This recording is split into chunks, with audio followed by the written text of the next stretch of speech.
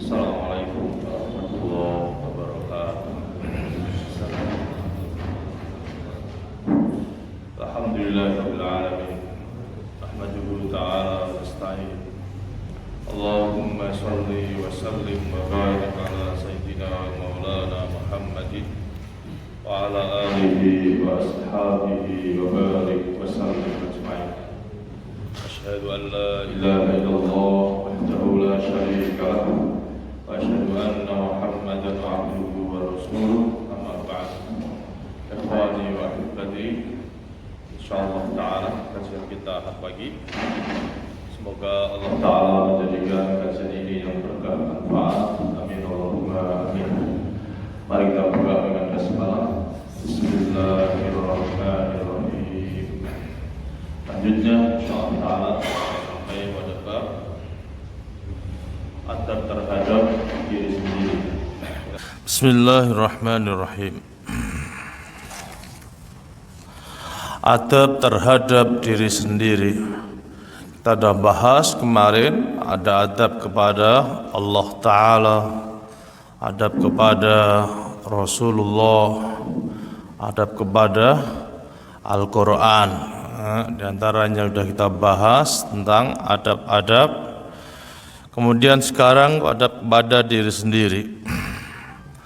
Seorang muslim harus meyakini bahwa kebahagiaannya di dua kehidupannya.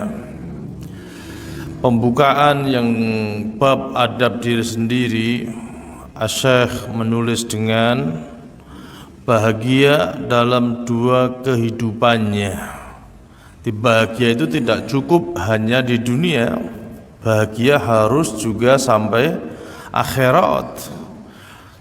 Percuma kita bahagia di dunia tapi sengsara di akhirat, karena dunia ini hanya sekecil atau sedikit seperti air yang diteteskan yang diambil dari lautan. Artinya akhirat itu khairu wa abqa, lebih baik dan abadi.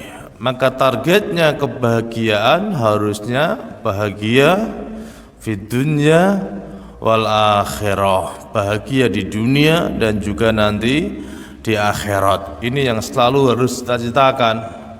Di bahagia itu ya harus sampai akhirat.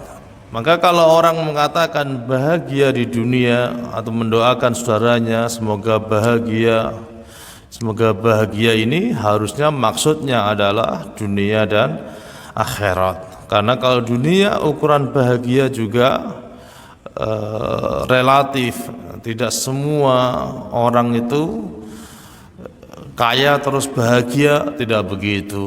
Apakah lulus sarjana terus bahagia juga belum menjamin. Jadi tidak ada jaminan bahagia dunia ini tanpa diikuti bahagia nanti di akhirat. Maka yang harus diperjuangkan sebenarnya bahagia di akhirat, karena Allah menyampaikan wal akhiratu khairu wa abqa.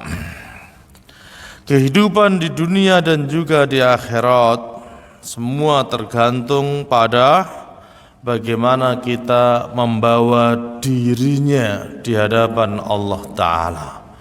Mendidik dirinya apakah selamat sampai akhirat atau berlumur kesyirikan dan dosa sehingga sengsara di akhirat. Naudzubillah min dzalik. Kenapa begitu?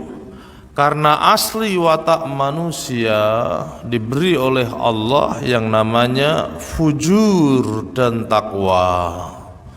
Fa'alhamaha fujuraha wa taqwaha. Beda dengan malaikat yang tidak punya sifat fujur, sifat dosa. Beda dengan iblis yang tidak punya sifat takwa. Lah kita ini berperang antara fujur dan takwa. Manusia itu punya sifat yang berperang antara baik dan buruk, selalu berperang, pengen baik, pengen buruk. Terus dorongannya hasrat ke buruk selalu muncul. Begitu juga punya rasa takwa. Sehingga Allah memberikan jaminan siapa yang mau selamat, apa firman-Nya di surah Asy-Syams ayat 9, qad aflaha man zakkaha. Sungguh beruntunglah orang-orang yang mensucikan jiwa, dan sungguh merugilah orang-orang yang mengotorinya. Wa qad khaba man dassaha, dan sungguh merugi orang yang mengotorinya. Pada hakikatnya manusia itu tadinya bersih, bersih. Kalau biasa menjaga kebersihan jiwanya ini, maka akan atallaha biqalbin salim, datang kepada Allah dengan hati yang selamat, yang tidak ternodai dengan kesyirikan dan kemunafikan. Maka selamat, karena aslinya manusia itu dalam fitrahnya dia apa? Beriman. Aslinya manusia dalam fitrahnya itu tunduk kepada Allah Ta'ala. Tapi karena pergaulan dunia, godaan iblis, hawa nafsu, sifat fujur, ini yang menjadikan manusia menjadi buruk. Jadi aslinya manusia itu baik. Aslinya apa? Baik. Tabiatnya asli awalnya itu dibikin fitrah atau bersih atau suci. Kemudian dipengaruhi yang membuat manusia jelek itu diantaranya ada 3 hal. Yang pertama apa? Asli sifat fujurnya. Jadi diberi oleh Allah sifat dosa. Di manusia itu memang wataknya ada watak apa? Pengen dosa. Jadi tadinya yang mulai kecil balik sebelum balik itu tidak punya dosa. Tapi mulai balik dia dikendalikan dengan fujurnya atau takwanya. Bila fujurnya yang menang, maka kebiasaan itu menjadi kebiasaan dosa. Kalau takwanya yang menang, maka dia akan bisa menjaganya. Itu yang pertama, asli tabiat manusia ada tabiat buruk, bukan seperti malaikat yang selalu taat kepada Allah Ta'ala. Ini ini pertama. Jadi ada orang jelek tuh mungkin apa? Gara-gara apa? Tabiatnya memang begitu. Yang kedua, godaan syaitan. Yang kedua apa? Godaan syaitan. Orang bisa menjadi jelek, dong-dongnya apik tabiatnya. Tabiatnya dia bagus, tapi syaitan menggoda. Apalagi manusia biasa, Nabi Adam apa? Saja kalah. Walaupun dia bertaubat, tapi sempat kalah Nabi Adam itu, nyatanya tergoda makan buah khuldi. Yang ketiga apa? Lingkungan. Yang ketiga lingkungan. Yang menjadikan orang jelek itu lingkungan. Siapa mereka? Lingkungan. Yang terdekat siapa? Orang tua kita. Maka manusia lahir itu sebenarnya fitrah, kemudian jadi Islam atau Nasrani atau Yahudi. Pertama siapa? Orang tua. Atau orang tua yang baik. Anak lahir itu bersih, maka orang tuanya baik, orang tuanya Islam, akhirnya diajak menjadi apa? Islam, diajari sholat. Lingkungan pertama orang tua. Sudah besar lingkungan di sekolah, bergaul lingkungan di teman. Inilah 3 pengaruh dalam kehidupan kita. Baik itu lingkungan sekolahan, lingkungan warga, sangat mendukung sekali menjadi baik atau menjadi apa? Buruk. Jadi manusia sebenarnya baik, kemudian yang membentuk menjadi jelek itu 3 hal. Tabiat wataknya, fujurohanya, kemudian godaan setannya, yang ketiga apa? Lingkungannya. Maka kita 3-tiganya harus dijaga ini. Jangan sampai digoda setan. Bagaimana caranya?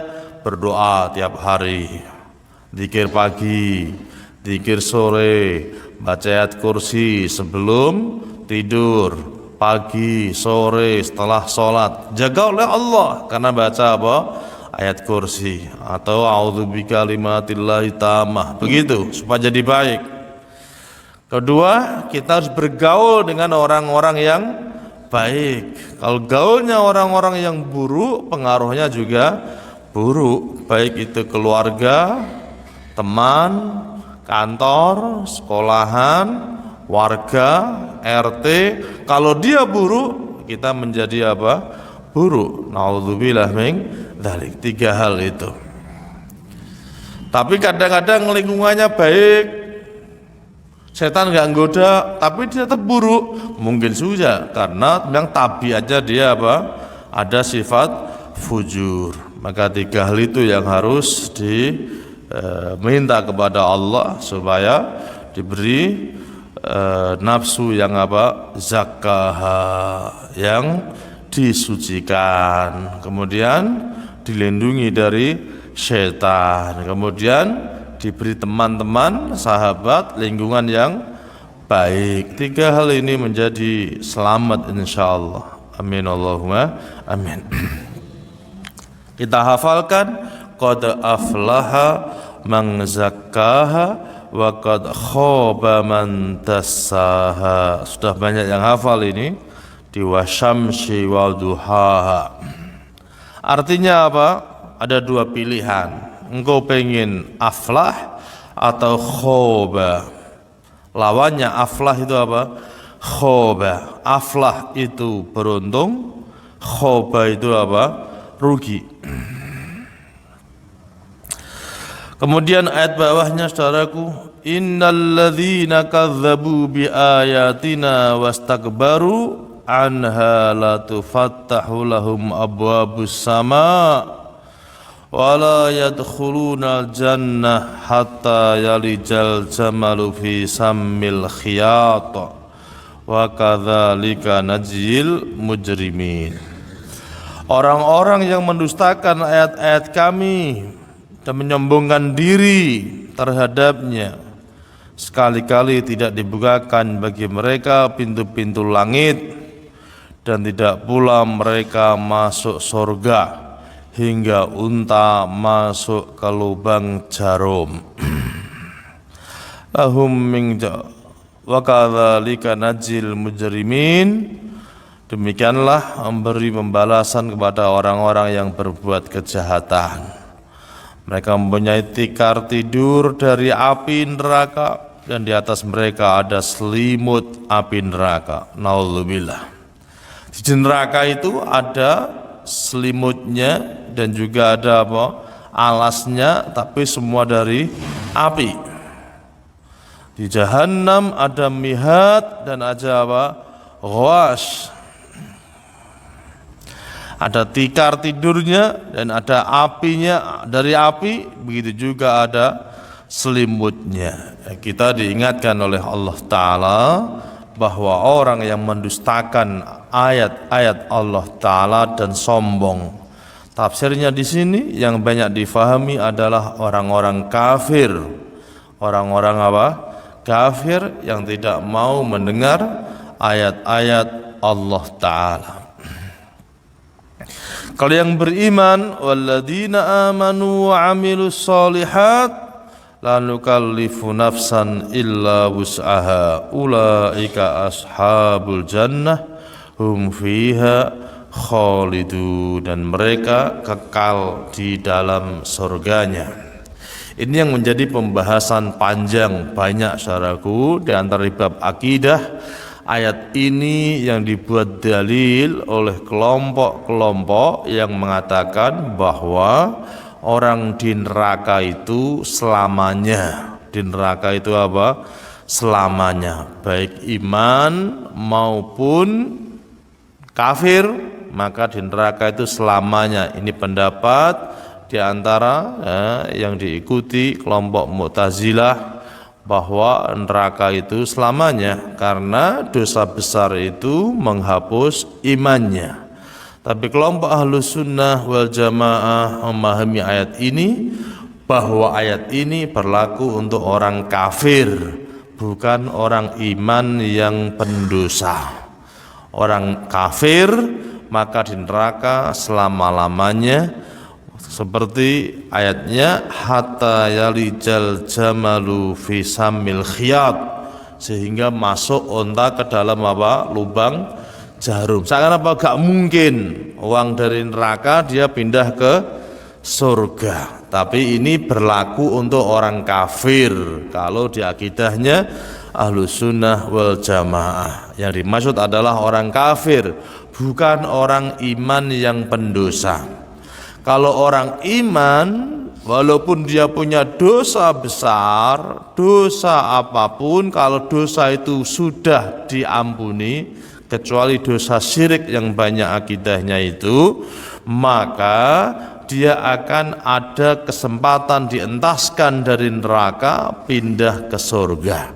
Ini di bidang akidah ada beda di sana pemahaman. Yang satu mengatakan bahwa di neraka selama-lamanya semuanya kayak mutlak, baik iman yang dosa atau ahli kafir. Kalau di neraka ya sudah selamanya neraka. Pendapat yang rajih, yang kuat tidak. Yang di neraka selamanya adalah yang kafir. Kalau dia iman tapi banyak dosanya, mungkin mampir di neraka tapi akan dipindahkan ke surga dengan rahmat Allah yang terakhir. Begitu juga ada yang dengan syafaat Rasulullah Shallallahu Alaihi Wasallam, walaupun sedikit tapi punya apa? Iman. Maka Ahlus Sunnah wal Jamaah, orang yang dosa besar tidak dihukumi kafir. Orang yang zina, mencuri, membunuh tidak dihukumi apa? Kafir kalau dia memang aslinya apa? Islam. Jangan mati guru-guru minuman keras, mabuk, jenenge oplosan terus mati, itu masih dianggap apa? Islam kalau tadinya Islam. Tapi ada kelompok yang mengatakan tidak. Nah, itu diantaranya ada perselisihan tentang surga apakah abadi. Betul, iya, semua iya. Kalau neraka maka ada yang bedakan orang yang iman dan orang yang kafir. Iman yang pendosa dan kafir, maka itu ada bedanya. Kemudian orang beriman dikatakan oleh Allah Ta'ala, la nukallifu nafsan illa wus'aha. Aku tidak membebani manusia atau jiwa-jiwa itu kecuali dengan apa? Kemampuannya. Ini yang dibuat dalil, saudaraku, bahwa beribadah itu sesuai dengan kemampuan. Nah, kadang kita itu kan bingung. Itu ya Allah sudah tua, mau apa, bingung, mau ini nggak bisa, mau itu nggak bisa. Kadang pengennya baik tapi nyata nggak kuat, terus apa lagi? Maka harus ingat illa wus'aha, kita kan pengennya aneh-aneh, pengen ibadah aja juga sesuai kekuatan loh ya. Ada yang pengen poso Daud, abot ya Pak, gak kuat. Ada apalagi tahajud semalam mau 3 jam, gak kuat. Tapi tetap harus apa? Mengerjakan sekuatnya. Bagi yang tidak kuat ya ingat itu wus'aha, sesuai dengan kekuatannya. Jangan pengen yang baik-baik tapi dia gak kuat, nah, maka juga gak boleh. Contohnya pengen bangun apa masjid mama, tapi gak punya duit, terus dia gak kuat, nah, maka juga tidak boleh. Atau pengen nikah 4 tapi nanti duit, ya, juga apa? Nggak boleh. Karena apa? Harus sesuai dengan kekuatannya. Semua begitu amal. Ulaika ashabul jannah hum fiha khalidun. Dia akan abadi di surga. Kemudian firman Allah Ta'ala ini menunjukkan apa? Yang dipingini manusia itu ada yang rugi, ada yang apa? Beruntung. Yang rugi diantaranya wal asri innal insana lafi khusr. Sungguh manusia itu dalam kerugian setelah Allah bersumpah dengan Al-Asr. Allah boleh bersumpah dengan demi langit, demi bumi, demi waktu asar, demi waktu, demi masa, atau demi apalagi bintang-bintang, banyak di Al-Quran. Demi waktu duha, ini Allah bersumpah pada sesuatu yang dianggap besar oleh manusia. Tapi kalau manusia tidak boleh bersumpah kecuali hanya demi Allah saja. Gak boleh kita menirukan demi masa, itu adalah baca apa? Al-Quran. Tapi kita nggak boleh bersumpah demi orang tua, demi bapak ibu, demikian, itu boleh kalau demikian. Wal asri innal insana lafi khusr. Manusia sungguh dalam kerugian, kecuali kata Allah, amanu illalladzina amanu wa amilus solihat wa tawasau bil haqqi wa tawasau bis sabr. Ayat-ayat ini disampaikan pengennya penulis itu memberikan pandangan bahwa manusia itu punya dua kesempatan, bisa beruntung berujung surga, bisa rugi ujungnya apa? Neraka. Siapa yang untung? Kalau dia amanu wa amilus solihat, iman dan amal soleh. Siapa yang merugi? Bila dia kadzabu bi ayatina, mendustakan ayat-ayat kami, begitu juga berbuat apa? Dosa. Maka ayat ini juga memberi pemahaman manusia aslinya itu banyak yang rugi apa banyak yang untung di sisi Allah. Dalam tata bahasa, pengecualian itu biasanya lebih sedikit. Nanti kalau jumlahnya 40, sudah teko burung yang ngaji, yang hadir belum yang haji itu. Maka jawabnya apa? Sudah ada 30-an kecuali 10 yang belum. Kecuali aja apa? Sedikit. Murid-murid datang enggak? Datang 30-an kecuali 5. Berarti kecuali itu lebih apa? Sedikit. Jadi yang banyak memakai kata kecuali, nah, itu enggak tepat kalau yang datang 5 yang belum 40. Sudah datang semua kecuali 40. Padahal datanya baru berapa? 5. Itu tata bahasanya begitu, tata bahasa Arab. Kecuali itu lebih sedikit. Maka juga begini, jadi ayat ini menunjukkan manusia itu banyak yang baik, banyak yang buruk, banyak yang rugi. Maka ayatnya di awalnya gitu, innal insana lafi khusr illa, kecuali yang banyak manusia itu rugi, kecuali yang amanu wa amilus solihat. Berarti amanu wa amilus solihat itu sedikit, enggak banyak. Jadi orang yang hidupnya sia-sia, yang hidupnya pendosa itu lebih banyak daripada yang amanu wa amilus solihat. Jadi nggak mungkin kita akan mengharap lebih banyak. Maka di dunia sekarang juga masih lebih banyak siapa yang kafir daripada yang Islam. Indonesia baru mungkin lebih banyak KTP-nya, Allahu a'lam. Tapi hitungan di dunia tetap lebih banyak yang buruk. Maka jangan heran kalau yang ngaji itu sedikit, yang banyak itu apa? Dangdutan, jogetan di alun-alun, kan begitu. Ada siapa artis datang rame, ya begitulah manusia. Karena ayatnya emang lafi khusr. Jadi yang amanu itu sedikit.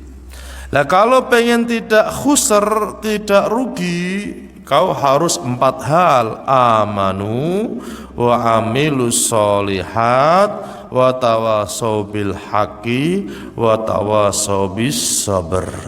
Ini yang dikatakan Imam Asy-Syafi'i, seandainya Allah hanya menurunkan surat ini saja cukup bagi manusia. Kata beliau, apa artinya? Kesimpulan hidup itu sebenarnya ini: iman, amal soleh, dan berdakwah. Itu saja hidup sebenarnya. Kalau kau bisa iman, dilakukan berdakwah. Ya dakwah itu konsekuensinya ditolak, harus loyal, sabar, semuanya. Gak cukup hanya iman saja, ngakoni dewi gak cukup, harus apa, didakwahkan. Jadi menunjukkan, orang ngajak orang lain itu menunjukkan dia yakin. Orang berdakwah itu menunjukkan dia yakin dengan apa? Keimanannya. Kalau kita belum mendakwahkan, belum mengajak orang lain menjadi baik, ini dipertanyakan, yakin nggak dengan agamamu? Apalagi dengan orang lain malah apa? Tidak mau bicara apa? Agama, malah ragu-ragu. Maka ini ditakutkan engkau termasuk apa? Yang yartabu, ragu-ragu dengan agamamu. Na'udzubillah min dzalik. Setelahnya apa kata Rasul? Setelah membaca ayat kemudian sabda Rasulullah, kullukum yadkhul jannah illa man aba. Kalian semua itu masuk surga kecuali yang tidak mau, kata Nabi. Qalu wa may ya'ba ya Rasulullah? Siapa yang tidak mau ya Rasulullah? Man ata'ani dakhala jannah wa man asani faqad aba. Siapa yang taat kepadaku dia masuk surga, dan siapa yang berpaling dariku maka dialah yang tidak mau atau enggan masuk surga. Jadi ada orang yang nggak mau masuk surga. Siapa mereka?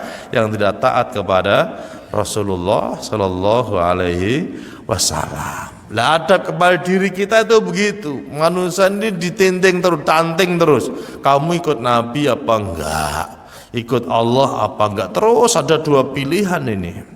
Maka selalu dididik, diingatkan bahwa manusia itu semua seperti orang berjualan. Ada yang jual dirinya untuk Allah, ada yang jual dirinya untuk apa? Setan. Nauzubillah min dzalik. Maka saudaraku, innal hasanat yudhibna sayyiat. Kebaikan-kebaikan itulah yang akan menghapus keburukan.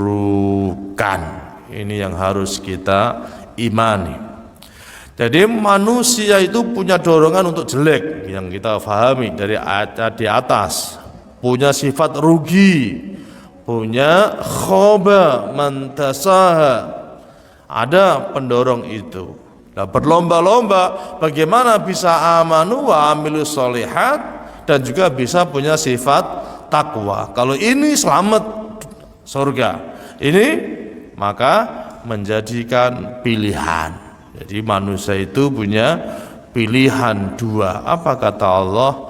Inna hadainahu sabil imma syakira wa imma kafura. Aku telah menunjukkan jalan, kata Allah. Ada yang bersyukur, ada yang kufur. Dua apa pilihan? Ada yang kufur, ada yang bersyukur. Ayo teruskan. Rasulullah SAW, siapa dari kalian akan masuk surga kecuali yang enggan? Para sahabat bertanya, siapakah orang yang enggan itu, wahai Rasulullah? Beliau bersabda, barang siapa yang menaatiku, niscaya masuk surga. Dan barang siapa yang tidak mau mengikutiku, maka ia sungguh telah enggan masuk surga. Hadis riwayat Al-Bukhari. Masya Allah. Di hadis lain, ayat ini di hadis lain bunyinya begini, kullu ummati, semua umatku masuk surga kecuali yang tidak mau. Berarti ada juga loh umat Rasulullah yang enggak mau masuk apa? Surga. Tapi umat Rasulullah dia yang tidak taat kepada Rasulullah Sallallahu Alaihi Wasallam. Maka saudaraku, dengan ngaji itu harusnya apa? Timbul kalbu ini, dorongan jiwa hasrat kita untuk selalu maksimal ikut Nabi. Ini fungsinya ngaji seharusnya. Kita ngaji bagaimana Nabi menyuruh pakaian, bagaimana Nabi menyuruh kita apa? Cara makan, bagaimana Nabi menyuruh mengisi sehari hari kita, malamnya ngapain, pagi ngapain, apa yang kita baca. Ini harusnya berlomba-lomba untuk menuju apa? Surga, untuk taat kepada Nabi. Nah kita kan banyaknya nggak begitu. Jadi sehari-hari ini belum punya tujuan apa? Mengikuti Rasulullah. Sehingga yang muncul syiar-syiar ahlus sunnah ini, seharusnya orang berebut ahlus sunnah itu dalam rangka taat mengikuti Nabi. Nah sekarang kan enggak. Ahlus sunnah, orang keroyokan pengen ahlus sunnah hanya pengen punya bendera, pengen banyak teman, pengen dipilih dalam apa? Pilkada. Terus nama saya ahlus sunnah. Bukan itu sebenarnya. Tapi apa? Ahlus sunnah itu berlebut melakukan sunnah Rasulullah Sallallahu Alaihi Wasallam. Harusnya begitu. Jadi dia pengen apa? Surga. Maka di ahlus sunnah tidak baik kita berlomba-lomba ingin dunia, itu enggak. Yang disuruh berlomba-lomba apa? Fastabikul khairat, yang baik-baik. Sholat paling depan, berangkat lebih dulu, sehari baca Al-Quran, menambah hafalan, itu yang selalu dibina. Kalau dunia kita akan ikut sendiri, bebas dunia itu, mau apa sudah, hukum dunia itu silahkan. Mau inovasi, bikin mobil, motor, sepeda, semua sama di hadapan Allah. Tapi ibadah ini yang harus apa? Berlomba-lomba, hafalan Al-Qur'annya, tahajudnya, puasanya, silaturahimnya, ini yang harus apa? Ditingkatkan selalu. Maka kenapa banyak orang-orang itu yang sudah ngaji senang berlomba-lomba sholat datang lebih dulu, tidak mau di baris belakang. Tapi ada kelompok yang menyepelekan, gitu aja royoan begitu. Karena bedanya apa? Mengamalkan hadis ini. Timan atau ani dakhalal jannah. Siapa taat kepada Nabi, maka dia masuk surga. Itu yang selalu diingat. Saya sholat taat Nabi, ngaji taat Nabi, ini taat Nabi. Pengen apa? Surga. Nanti mati akan di surga Allah Ta'ala dengan penuh ridhonya. Amin Allahumma amin ya.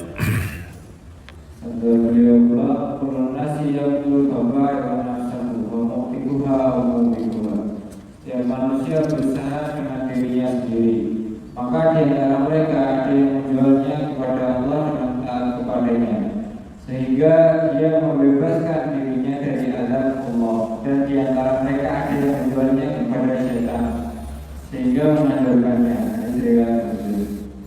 Masya Allah, saudaraku yang mulia, inilah manusia. Dikatakan oleh Rasulullah Sallallahu Alaihi Wasallam, setiap manusia itu berusaha dan beramal dengan dirinya. Maka ada yang menjual dirinya untuk Allah, di sehari-hari hanya untuk siapa? Allah Ta'ala, sudah untuk Allah saja, bukan apa? Bukan yang lain. Tapi ada juga yang menjual dirinya untuk apa? Syaitan, menuruti syaitan yang selalu mengajak kepada al-fahsya wal mungkar, kekejian dan kemungkaran. Sehari-hari direncanakan hanya kejelekan.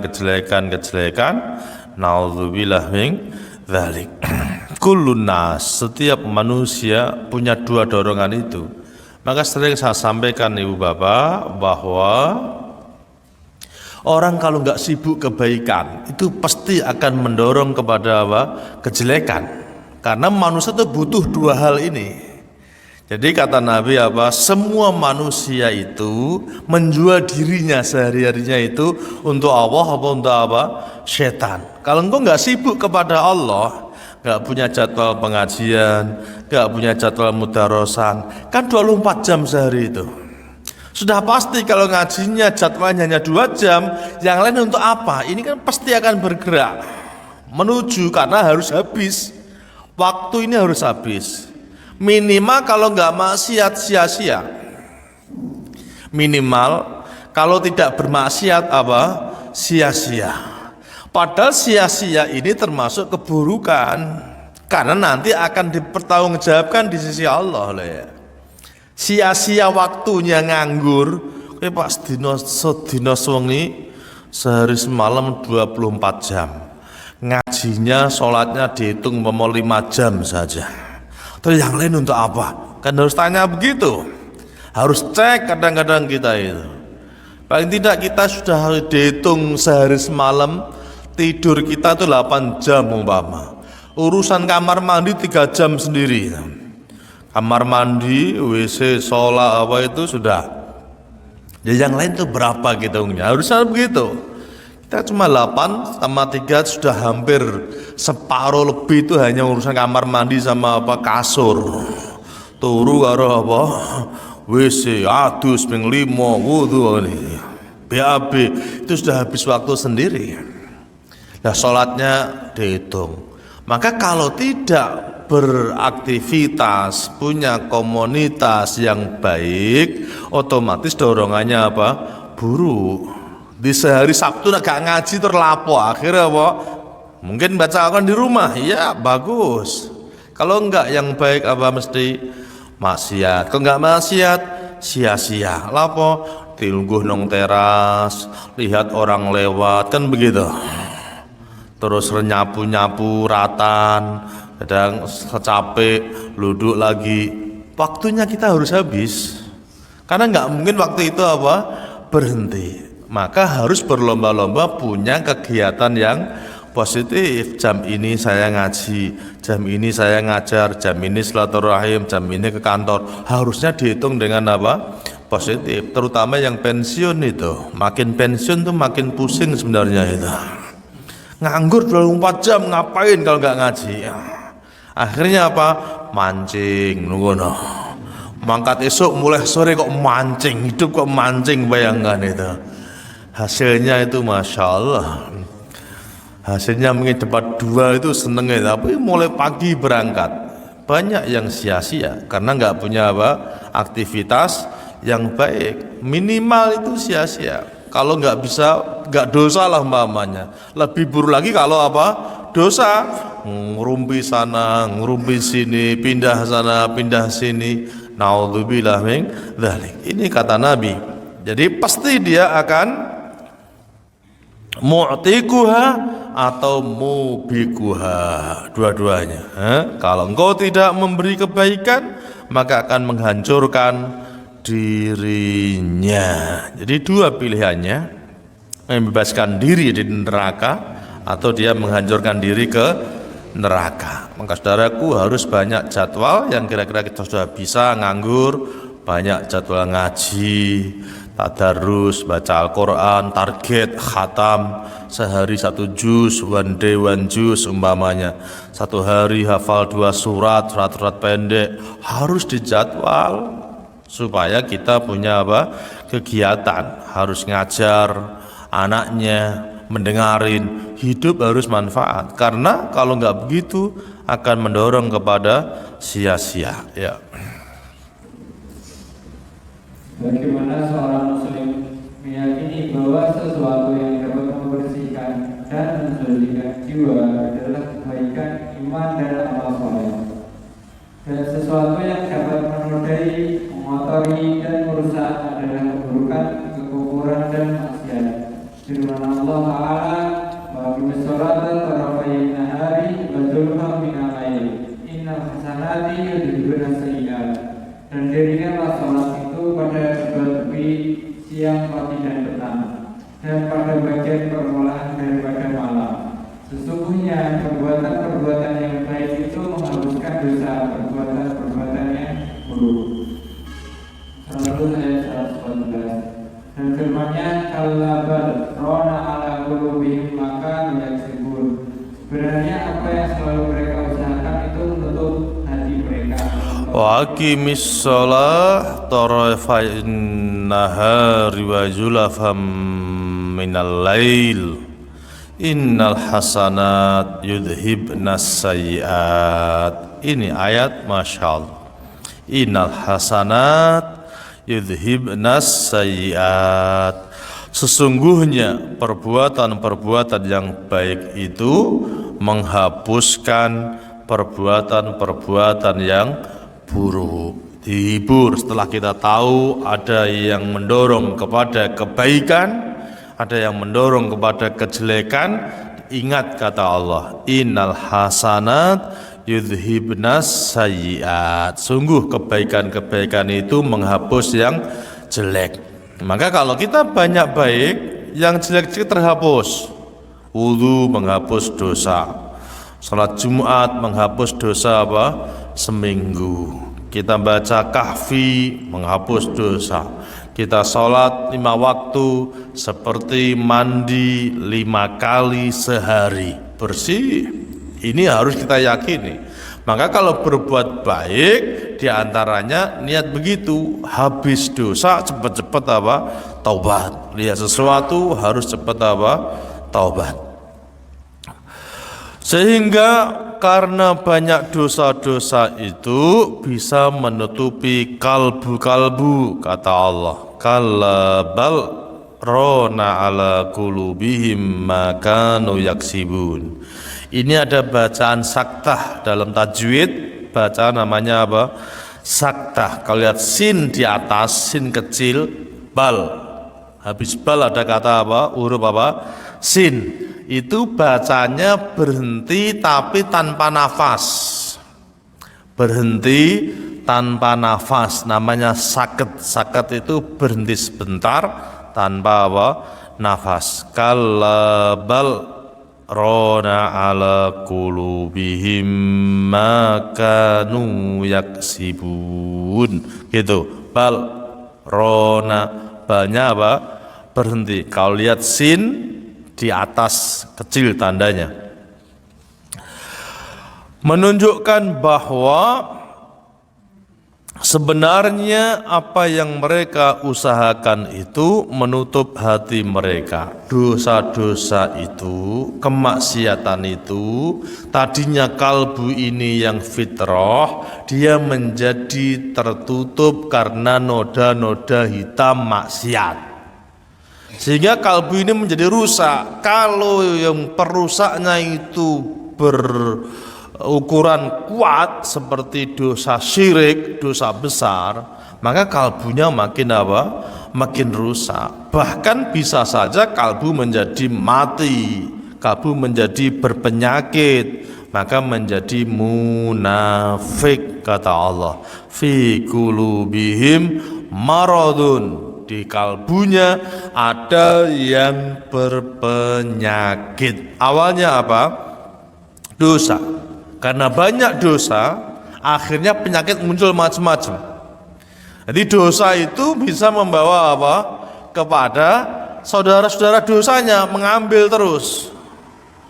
Orang yang sombong, maka apa? Akan bakhil. Beriku, sifatnya begitu. Akan sombong. Bakhil akan menjadi apa? Sombong. Begitu, karena yakin dunia ini seakan-akan yang menjadi tujuannya, maka merendahkan yang lainnya. Siapa yang tajasus, mencari kesalahan orang lain, siapa yang tajasus maka akan apa? Akan ghibah, akan ngerasani. Kalau ngerasani piye?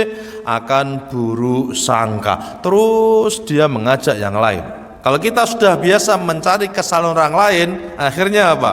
Ngerasani. Kalau sudah ngerasani, buruk sangka. Terus karena sudah menjadi tangan panjangnya, jadi terus ngajak yang lainnya. Maka naudzubillah, dosa itu harus apa? Cepat-cepat di stop, harus cepat-cepat diberhentikan dengan cara apa? Bertaubat. Masya Allah. Innal mu'min idh adznaba dzamban kana nuktah sauda. Kalau mukmin itu punya dosa, maka seakan kalbunya kena noda hitam. Tambah dosa, tambah hitam, tambah hitam. Tapi kalau berbuat baik, hitamnya akan dihilangkan, dihapus dengan apa? Kebaikan. Jadi kebaikan itu bisa menghapus dosa. Tapi kalau tidak taubat, tidak minta ampun, hitam-hitam itu akan mengumpul menjadi banyak, menjadi besar, maka menjadi penyakit di kalbunya. Tapi kalau mau bertaubat, buat baik, hatinya cemerlang kembali. Ini diantaranya yang banyak disampaikan. Bisa dengan bertaubat. Ada juga penghapus dosa dengan cara apa? Kalau kita bertaubat, diberi kesempatan bertaubat, masih nggak taubat lagi, Allah punya cara lain. Dengan cara apa? Diberi musibah. Diberi musibah. Kata Nabi, kalau mukmin itu yushaku syaukah, kena duri satu saja, maka itu tudhabu khotoya bani Adam, menghilangkan kesalahan-kesalahan anak Adam. Jadi kadang-kadang kita kalau nggak mau taubat, nggak mau berbuat baik, ya tadi akhirnya dibuat apa? Sakit oleh Allah, diberi rasa panas, demam, pilek. Ini untuk apa? Untuk mengingatkan bahwa engkau sedang banyak apa? Dosa, dan akan diberi ampunan oleh Allah. Maka diantaranya begitu. Sehingga cara menghapus dosa itu diantara dengan apa? Kalau enggak dengan kebaikan, yang banyak dengan musibah. Maka kalau kita enggak berbuat baik itu, kalau ada musibah harus sabar. Oh, mungkin Allah mengingatkan bahwa kita akan dihapus dosanya. Apalagi yang besar, kata Nabi, duri saja. Mamin muslim, tidak ada muslim yang kena duri, atau yang lebih atas lagi. Maka orang yang baru sakit, yang sakit parah apalagi, itu kadang kita harus sabar, yakini ini penghapus dosa, ini menjadikan suci, menjadikan rendah hati, jauh dari kesombongan, dan masih banyak lagi. Nah, supaya kita tidak diberi sakit-sakitan tadi, diantaranya apa? Seharusnya berbuat baiknya ditingkatkan. Jadi makin tahajudnya, duhanya, kebaikan-kebaikan itu, sedekahnya, supaya menjadi penghapus dosa. Karena orang beriman kan selalu doa itu, waghfir lana wa'fu anna waghfir lana warhamna, wa'fu anna waghfir lana warhamna. Terus astagfirullahaladzim, astagfirullahaladzim, kan begitu. Nah, cara menghapus dosa bagaimana? Kita kan minta ampun, ya Allah ampuni dosaku. Nah, Allah mengampuni kan dengan cara supaya kita apa? Bertambah amal baiknya, menghapus keburukan. Tapi kalau mau dihapus, tidak mau beramal baik yang banyak, akhirnya dengan cara apa? Cara lain. Di antaranya diberi musibah, diberi sakit, diberi ini. Dan mungkin ada cara yang lebih banyak lagi yang kita tidak tahu. Tapi orang beriman harus yakin bahwa Allah akan apa? Menghapusnya. Amin Allahumma amin ya. Bismillahirrahmanirrahim. Ittaqillah haitsu ma kunt. Takwalah kepada Allah dimanapun Anda berada. Ini 3 hal yang kalau kita bisa mengamalkan akan selamat. Takwalah dimanapun Anda berada. Yang kedua, wa'ad bi sayyi'atal hasanah tamhuha. Dan ikutilah perbuatan buruk dengan perbuatan baik. Kalau habis melakukan buruk, maka cepat-cepat baik. Niscaya yang baik itu menghapuskannya. Yang ketiga, wa khaliqin nas bi khuluqin hasan. Pergaulilah manusia dengan akhlak yang baik. Masya Allah. 3 ini sempurna, saudaraku. Kita bisa mengamalkan hadisnya Ahmad dan juga Tirmidzi yang terkenal juga di Arba'in An-Nawawiyah ini, wa'ad bi sayyi'atal hasanah tamhuha. Di antara yang pengen tekankan di bab ini yaitu apa? Wa'ad bi sayyi'atal hasanah tamhuha. Manusia kalau berbuat baik itu kebaikannya menghapus kejelekannya. Diingat harus berbuat apa? Baik. Termasuk pada sama-sama manusia. Antar manusia juga begitu. Kita kalau salah dengan manusia lain, tidak ada manusia yang sempurna. Tidak ada manusia yang tidak pernah salah. Tapi kalau kita berbuat baik, maka kebaikan itu akan menghapus keburukannya. Sehingga orang yang kadang putus silaturahim gara-gara tersentuh masalah apa sedikit saja, tapi kalau kita berbuat baik lagi, maka bisa menjadi penghapus kejelekannya.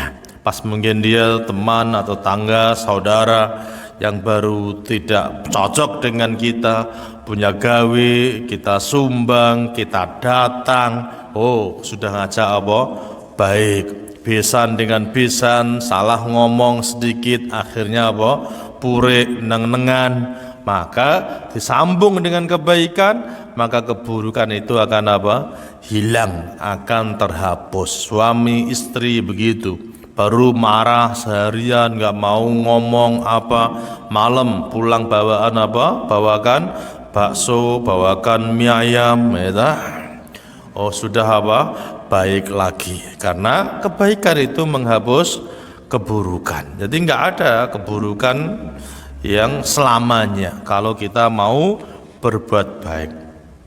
Tapi iya Pak, tapi dijelek ya karepe ya. Kewajiban kita berbuat baik. Tapi ada juga kan kita yang berbuat baik sudah ini, tapi dia tidak mau baik. Ya begitulah manusiawi, dimanapun begitu. Tidak hanya kita, di zaman Nabi juga begitu.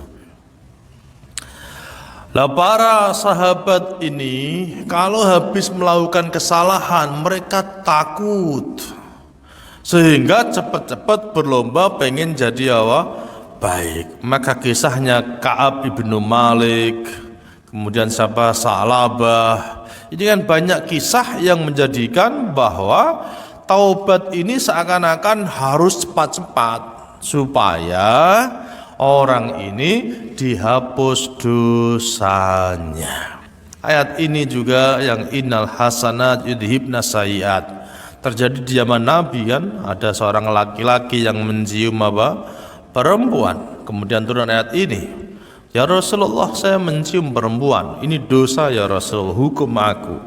Maka kemudian dia sholat bersama Rasulullah Shallallahu Alaihi Wasallam. Setelah sholat turun ayat ini diantaranya, ya Rasulullah saya hukum, apa kata Nabi, innal hasanat yudhibnas sayyiat, kebaikan itu menghapus yang buruk. Kalau dosa-dosa kecil, melihat televisi orang-orang cantik yang lama, mendengar maksiat, lagu-lagu yang berbau maksiat, maka ini dosa. Tapi kalau kita berbuat baik, kita wudhu, kita sholat, cepat-cepat taubat, maka akan diampuni oleh Allah. Yang nas hadisnya kan sebenarnya kalau engkau berbuat maksiat kemudian sholat 2 rakaat, maka akan diampuni dosamu. Maka sholat itu disebut dengan sholat taubat. Tapi aslinya kan nggak ada istilah sholat taubat. Sholatnya itu kalau kamu maksiat, dosa, kemudian cepat-cepat sholat minta ampun kepada Allah, baru diistilahkan oleh ahli fikih setelah itu dengan istilah sholat taubat. Kayak tahiyatul masjid kan begitu. Kalau kau masuk masjid, sholatlah 2 rakaat, maka disebut dengan sholat tahiyatul masjid. Di antara kebaikan-kebaikan untuk menghapus yang jelek.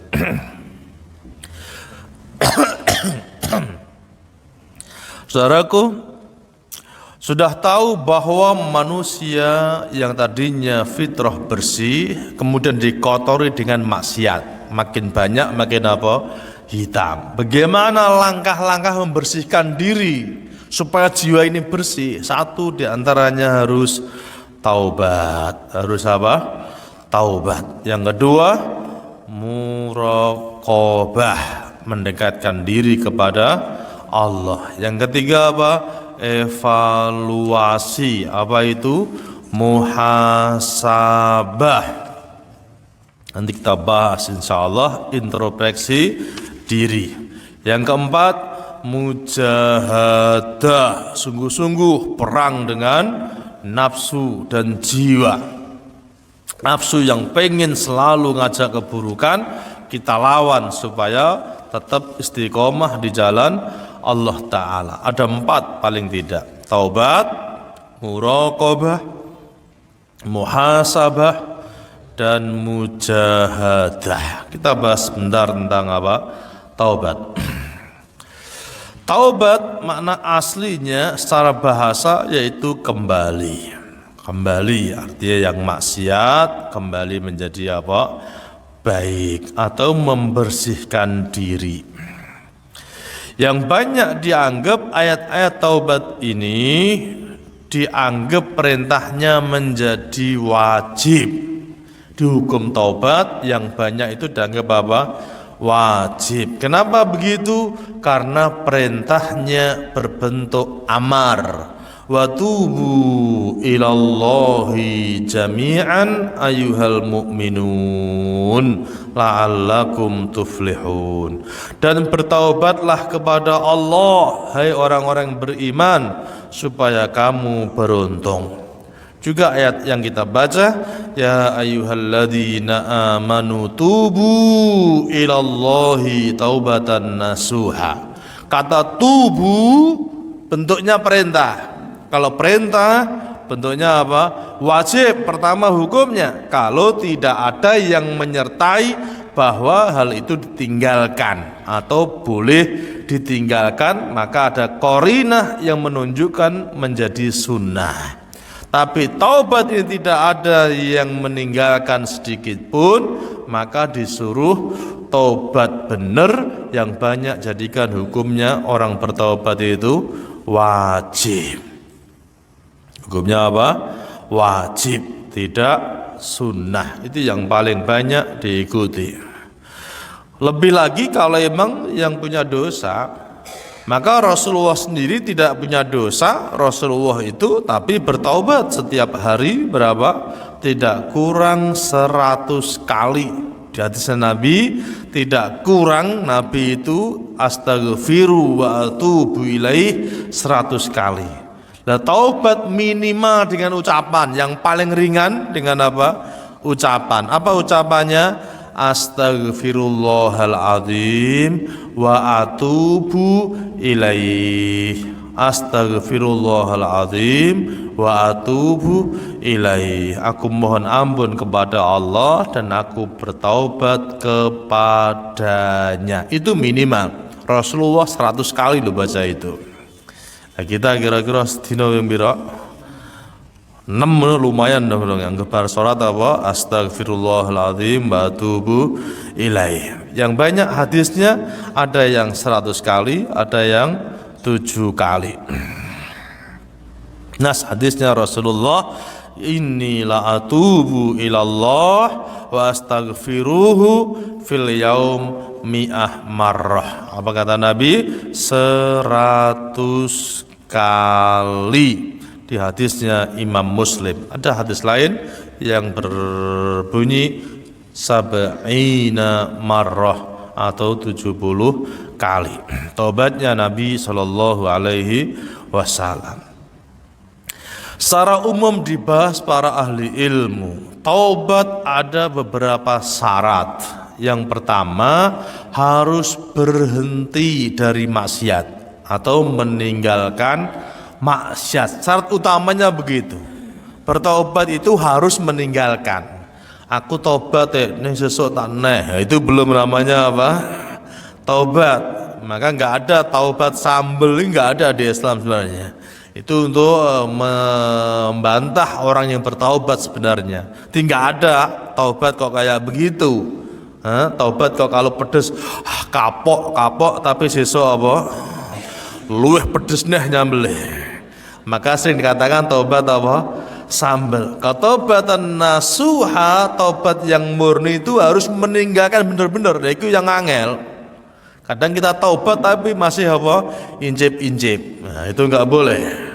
Maka yang taubat aku enggak mau ngerokok lagi, taubat aku enggak mabuk lagi. Ya harus enggak meninggalkan benar-benar enggak apa? Enggak lagi-lagi. Namanya apa? Berhenti atau meninggalkan. Yang kedua, harus ada rasa menyesal atau nadam. Nadam itu menyesal, nangis, mencari tempat yang sunyi, ingat dosanya. Ya Allah, kenapa aku melakukan itu? Ya Allah, kenapa aku berteman dengan si itu, dipaksa, diajak minum, diajak ini. Harus menyesal. Ya Allah, kenapa saya dulu terpengaruh, saya lupa, ini godaan setan, saya bodoh. Itu harus menyesal. Namanya apa? Taubat. Tanpa menyesal tidak diterima taubatnya. Yang susah itu. Yang ketiga, berjanji tidak akan mengulangi. Berjanji atau berazam, bercita-cita tidak akan mengulangi lagi. Jadi meninggalkan, menyesal dan tidak akan mengulangi lagi. Pas menyesal ning balik esuk itu namanya bukan apa? Taubatan nasuha. Yang keempat, kalau hubungan manusia harus minta halalnya, minta ikhlasnya. Yang hubungan anak Adam harus minta halalnya. Yang kelima, setelah taubat masih ada waktunya. Masih ada waktunya, yaitu belum menjelang kematian. Satu, waktu hubungan sendiri belum menjelang kematian. Yang kedua, waktunya apa? Matahari belum terbit dari barat, masih bisa apa? Bertaubat. 5 hal ini yang banyak dianggap syaratnya taubat. Tanpa itu taubatnya belum nasuh, belum taubat yang murni, tapi taubat yang masih apa? Tercampur. Campur, akhir taubatnya hanya ngomong tok atau apa namanya seringnya OTT. OOT apa OTT? OOTT, no, omong-omong tok-tok. OOT, omong-omong tok. Saya sering mendengar itu. Ayo jalan-jalan, kalau nggak jadi terus OOT, oh ya omong-omong tok. Kalau bikin apa tuh nggak jadi berarti apa? OOT. Ada nggak yang sering digituin sama anaknya? OOT apa itu? Apa OOT itu? Ngajak kemana nggak jadi apa nggak jadi namanya OOT kan? Ya taubat ya begitu tanpa 3 syarat tadi. Kalau yang 2 kan hubungannya dengan waktu, belum kiamat atau belum mati. Karena kalau sudah menjelang kematian, taubat nggak diterima. Seperti taubatnya siapa? Firaun. Ingat Firaun ketika apa? Menyeberang lautan, sudah di lautan mau tenggelam, baru dia mengatakan, aku juga beriman dengan Tuhannya Bani Israel. Tapi ditolak oleh Allah Ta'ala. Maka taubat harus secepatnya, jangan apa? Ditunda-tunda. Ini yang benar. Kemudian sebelum hari kiamat, tanda-tanda kiamat besar datang. Kalau matahari sudah terbit dari barat, maka tidak diterima taubat lagi. Nas di Al-Quran dan juga di hadis Rasulullah Sallallahu Alaihi Wasallam. Yang disuruh bertaubat siapa? Manusia dan juga orang-orang beriman khususnya. Ya ayuhan nas, hai para manusia, tubu ilallah fa inni atubu ilallah fil yaum mi'ah marrah. Taubat di sini berarti berupa ucapan dan juga penyesalan dan janji. Itu yang paling penting. Man taba qabla an tatlu asy-syams min maghribiha taballahu alaihi. Barang siapa yang bertaubat sebelum matahari terbit dari barat, sudah bisa tadi kita simpulkan, niscaya Allah akan menerima taubatnya. Innallaha yabsutu yadahu bil lail liyatuba masiun nahar wa yabsutu yadahu bin nahar liyatuba musiul lail hatta tatlu asyams min maghribiha, sehingga matahari terbit dari barat. Berarti kalau sebelum kiamat masih ada waktunya bertaubat. Sebelumnya yugharghir, sebelum ditenggorokan nyawa itu masih ada kesempatan bertaubat. Dan Allah Ta'ala sangat senang dengan orang yang bertaubat. Saudaraku, tidak ada orang tanpa dosa, tapi taubat inilah orang yang terbaik. Orang terbaik adalah orang yang punya dosa terus taubat. Maka kita jangan melecehkan, merendahkan orang yang banyak dosa. Kita nggak tahu loh, kadang-kadang mereka di akhirnya taubat. Padahal Islam itu taubatnya sampai sebelum dia mati. 5 hari sebelum wafat terus khusyuk Islam, terus istighfar, terus diterima, Masya Allah.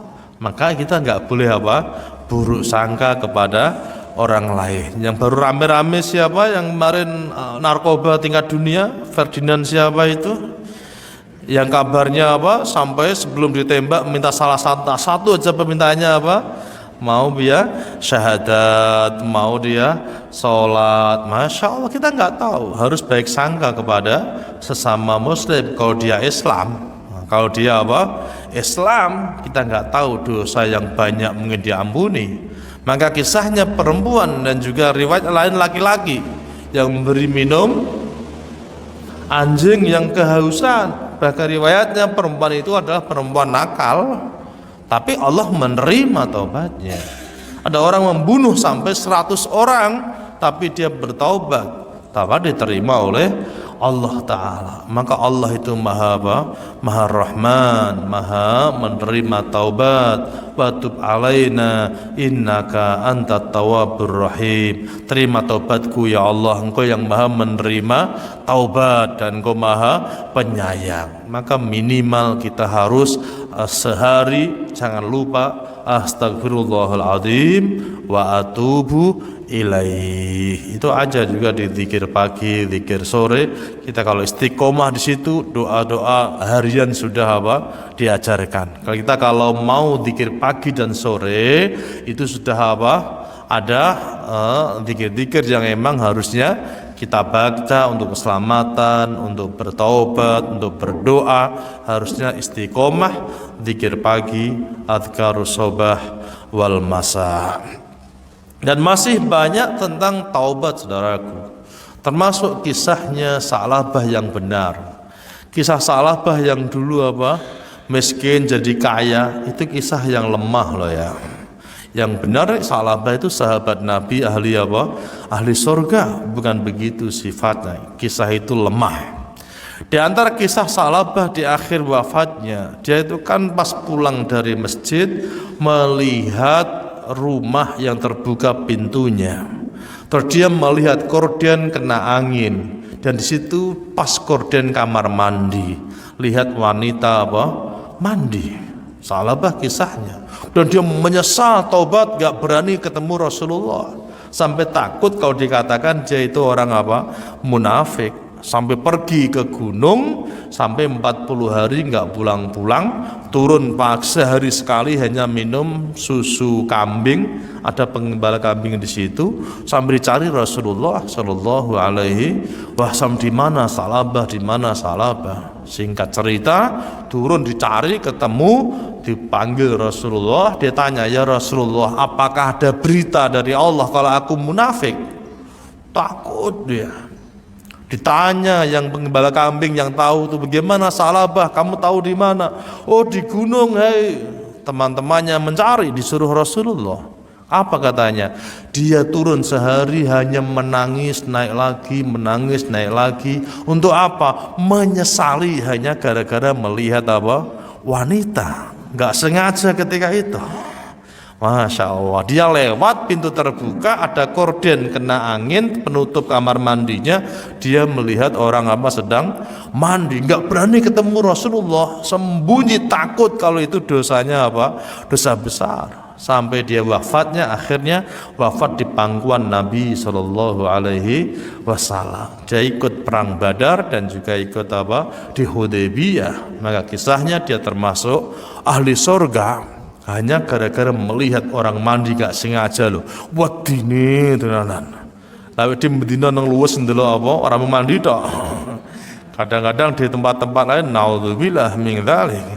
Kita dosanya kayak ngono. Takut sahabat itu, maka menjadi ahli surga takut dengan apa?